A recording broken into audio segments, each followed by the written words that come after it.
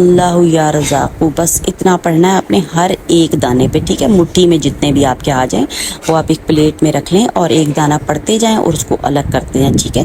جب تمام دانے مکمل ہو جائیں تو کچھ دانے اپنے استعمال والے چاولوں میں شامل کر دیں۔ جو آپ چاول بناتے ہیں نا، اپنا جو کھانا بناتے ہیں اس میں وہ جو ہمارا کنٹینر ہوتا ہے جس میں ہمارے رائس پڑے ہوتے ہیں، اس میں آپ نے کچھ دانے ڈال دینے ہیں، ٹھیک ہے؟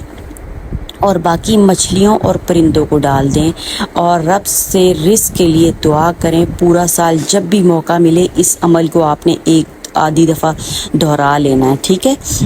جب بھی آپ کو آسانی سے موقع ملتا ہے، کچھ ٹائم ملتا ہے، کچھ وقت ملتا ہے آپ کو، تو آپ نے ایک مٹھی لے لینی ہے۔ اب وہ آپ گندم کی بھی لے سکتے ہو، چاولوں کی بھی لے سکتے ہو اور جو کی بھی لے سکتے ہو، جو بھی آپ کے پاس اویلیبل ہے۔ بس رزق ہے نا، سب چیزیں یہ رزق میں آتی ہیں اور اللہ تعالیٰ اپنا فضل کرے گا انشاءاللہ تعالیٰ، اور آپ اپنی آنکھوں سے دیکھیں گے